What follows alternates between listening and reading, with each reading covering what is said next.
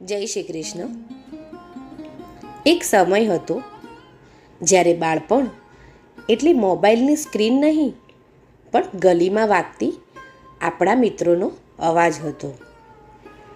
એક સમય હતો જ્યારે સાંજ પડતા મમ્મી કહેતી, બસ હવે ઘરે આવી જા. અને આજે બાળકોને રમવા મોકલવા માટે માતા પિતાએ કહેવું પડે છે, થોડું બહાર પણ રમવા જા.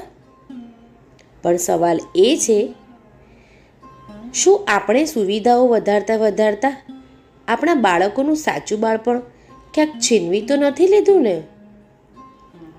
તો ચાલો આજે આપણે જાણીએ અમારું બાળપણ અને આજના બાળકોનું બાળપણ.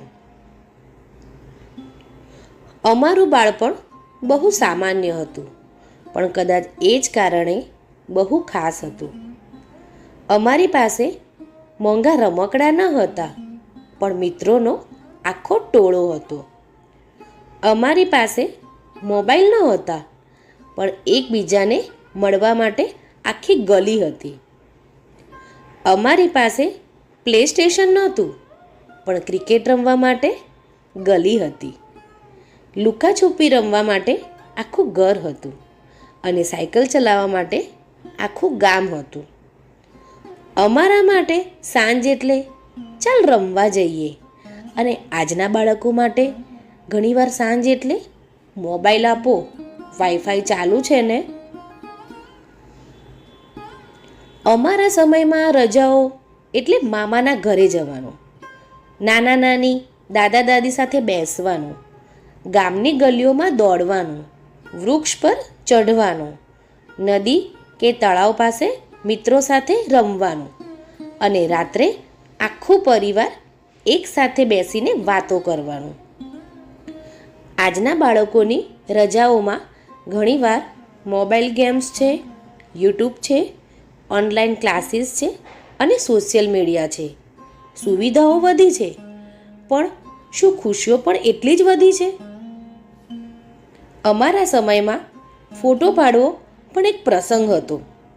એક ફોટો પાડ્યા પછી એ ફોટો ક્યારે મળશે તેની રાહ જોવી પડતી, અને આજે એક જ દિવસમાં 100 ફોટા પડાય છે. પણ કેટલી યાદો ખરેખર દિલમાં રહે છે. અમારા સમયમાં મિત્રો મળતા હતા, આંખોમાં આંખો નાખીને વાતો થતી હતી. હસવું હોય તો સાથે હસતા, રડવું હોય તો ખભા પર માથું રાખીને રડતા, અને ઝઘડો થાય તો 5 મિનિટમાં ફરી મિત્ર બની જતા. આજે હજારો ફોલોવર્સ હોઈ શકે, સેંકડો ઓનલાઈન ફ્રેન્ડ હોઈ શકે, પણ ક્યારેક બાજુમાં બેઠેલી વ્યક્તિ સાથે વાત કરવાનો સમય નથી. અમારું બાળપણ ઓછું હતું, પણ જીવેલું હતું. આજના બાળકોનું બાળપણ સુવિધાઓથી ભરેલું છે, પણ કદાચ તેમને એ નાની નાની ખુશીઓનો અનુભવ ઓછો મળે છે, જેમાં કોઈ વસ્તુ ખરીદવાની જરૂર નહોતી. માત્ર મિત્રો જોઈએ, થોડો સમય જોઈએ અને ખુલ્લું આકાશ જોઈએ. પણ આ વાતનો અર્થ એવો નથી કે આજના બાળકો ખોટા છે. સમય બદલાયો છે, ટેકનોલોજી આવી છે, દુનિયા આગળ વધી છે, અને બાળકો પણ નવી દુનિયા પ્રમાણે આગળ વધશે. પણ આપણે માતા પિતા તરીકે એક વાતનું ધ્યાન રાખવું પડશે. બાળકોને ટેકનોલોજી આપીએ પણ બાળપણ ન છીનવી લઈએ. તેમને મોબાઈલ આપીએ પણ સાથે મેદાન પણ આપીએ. તેમને ઇન્ટરનેટ આપીએ પણ સાથે પુસ્તકો પણ આપીએ. તેમને ઓનલાઈન દુનિયા બતાવીએ પણ ઓફલાઈન સંબંધોની કિંમત પણ સમજાવીએ.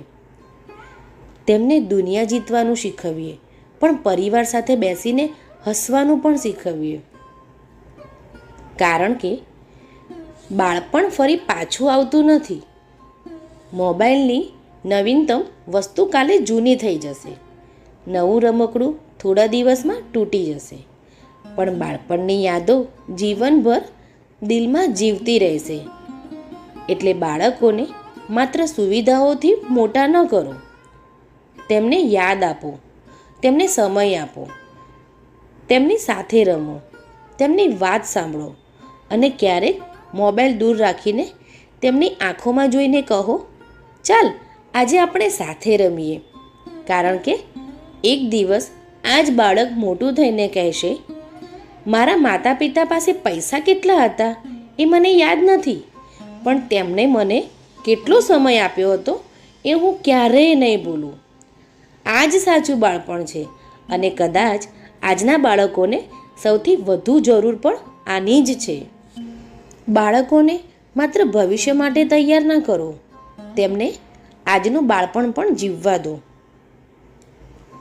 તમને તમારું બાળપણ યાદ આવ્યું હોય તો લાઈક લખજો અને આ વાર્તા તમારા માતા પિતા કે બાળકો સાથે જરૂર શેર કરજો. રાધે રાધે.